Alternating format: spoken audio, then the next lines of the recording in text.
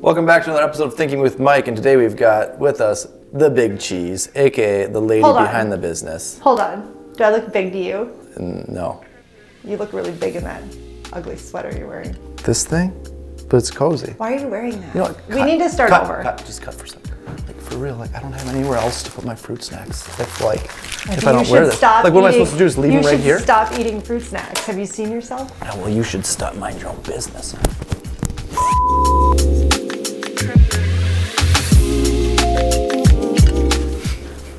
Oh, it's so much better. Welcome back to another episode of Thinking with Mike, and today we've got with us the Big Cheese, the lady behind the business, Samantha Hancock, my sister. Your shirt's not really any better. What? Don't you have like a real estate shirt, like something to represent like the company, real estate? A wild man. Can't drive 55. Well, it's not my brand.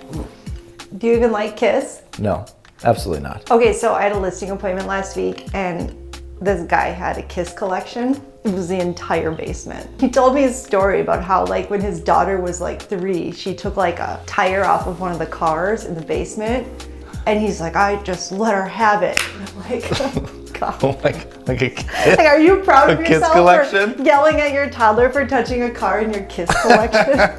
How much did he value this collection? He probably collection wants your shirt. He said it was worth like $100,000. Great. It was his nest egg. I can't think of anywhere else to store my nest egg. It's right on your body. So this is a good start. There you go. It's Okay. probably worth $5. Maybe $6 because it's yours. So what do you do around here What do you mean? in general? Like all these employees you see walking around, all the marketing stuff we do, the houses I sell. Like what? Like you want to know what I do? Yeah. What do you do? Well, I don't know. The question. I make videos. Oh, So people always like ask, like literally always, like then this isn't like somebody just saying like multi-level marketing. Everybody asks me, how do you get curly hair? Like this is like legitimate. People ask me, like, why did you get into real estate? How did this all start? And I think it's a big question because they see, yeah. they see the Hancock group and you're like, where the hell did you guys come from? Like we're old now, but like we have an insane amount of market share considering like how long we've been in the business. Right. And why don't you answer that question? So I started selling in 2000. I'm in my 12th year now, so it's like 2010. Everything was empty, and we were also running a small business together. Sam and I were.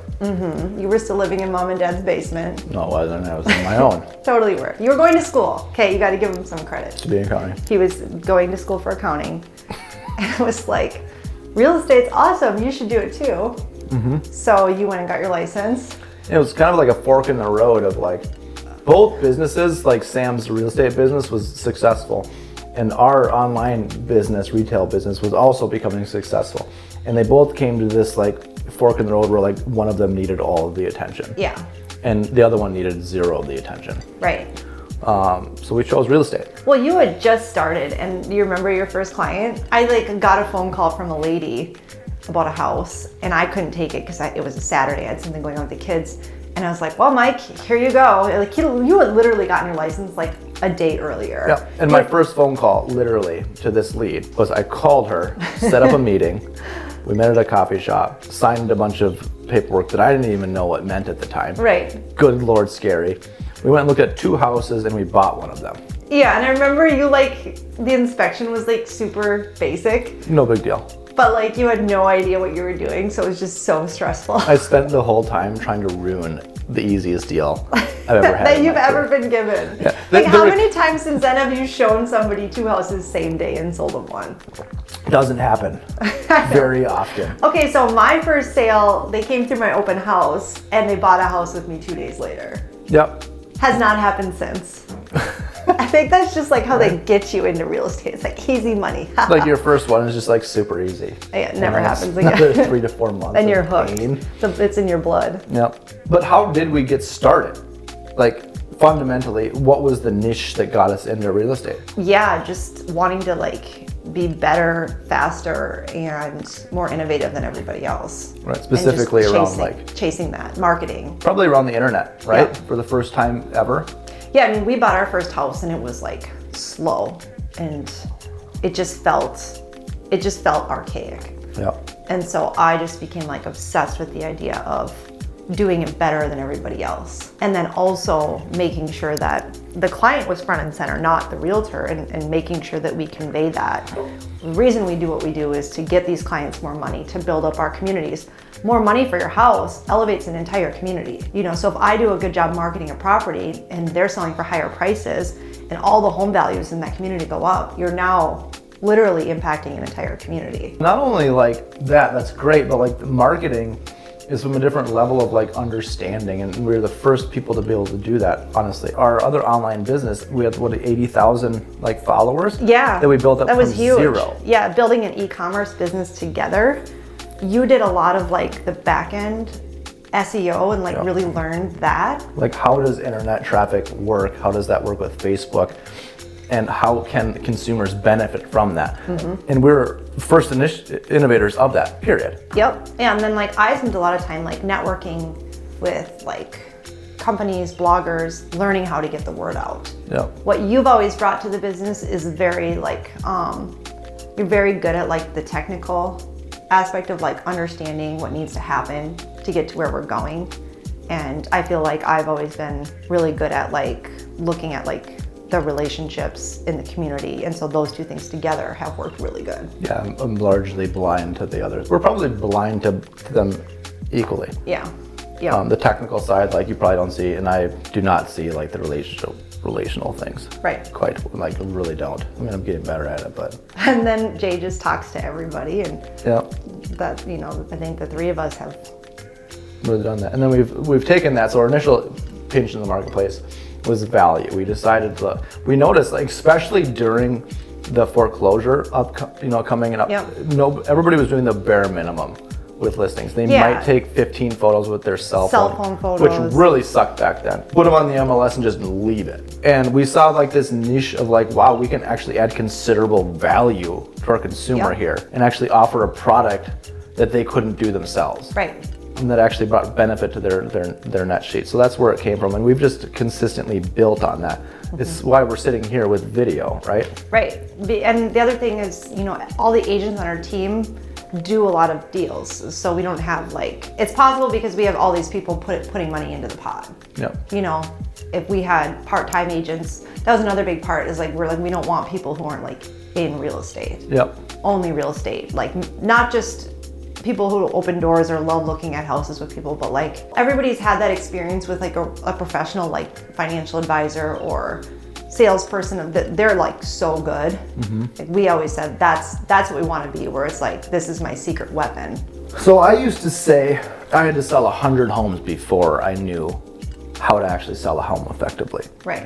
Now that I've surpassed a couple of hundred and a bunch above that, I would switch that to say I had to sell 200 homes. Right. To really authentically guide consumers through that. And I think like that's the difference, is that you don't know until you know. Right. And there's just wisdom that comes along with that. It's true. I don't know how that We fits call in. them lessons learned in blood around here. For sure. Do you have a good one? Well, that first deal is one, right? That's a perfect example of that looks so complicated to me. Right. Right? And I should have lost the deal. And how many deals did I actually effectively lose because of that inability to see clearly through that? Right. I mean, the deal came down to a matter of just putting the inspection requests in writing and sending them to the sellers. Right, but and you they just didn't signed know. off on it. You didn't know. That was it. Right. Right? Understanding how things shake out and how they move and how people actually react in situations that's not intuitive. So where's the Hancock group going now? Right now we are trying to add one or two more of the right people to our group within the next 2 years. We're not big on just adding people for people. We've built up our marketing department over the last year. Nobody has a marketing department like we have. Correct. Like you can go to a team that sells 8 times as many houses as us. They don't have the marketing department we have. So with that, we've been able to build up like a lot more video. Client experience has gone through the roof, amazing. That's our big focus. And then we're just working on helping to keep the process as streamlined as it is. Like we're reworking some processes, always trying to improve. Well, I think we're majorly elevating our past client, which is almost like our friends. Yep. Like experience of like staying connected. Right. And really having fun. with all the people that we've sold houses to. Yeah. Because like engaging with them in that lifestyle is nuts. Honestly, like that new, this is how bad the rest of the marketplace does this, okay? Past client engagement. We send you all sorts of different stuff per year. We're inviting you to fun client events and adding value. I just picked up some Valley Fair season tickets. Look out for those because they're gonna be hitting your inbox pretty soon. But we do all these sorts of things. I just signed that new listing on Lotus Lake, and that dude's immediate pitch in the email was, I reached out to the agent who sold this to me, and I reached out to another agent in the neighborhood, and they ghosted me. That's crazy. It's nuts. I mean, you've got what, a $30,000 commission? Went into my spam. Sorry. You say $1 million lake home. Nobody. Cooking a chicken. You can't say. Yes, you can. Can you? Yes, it's a huge commission. Wasted. Wasted. Like Yep. whether the agent gets all of it or the broker gets some of it, whatever, like it's a big amount of money. You can't say that. The hell off my show.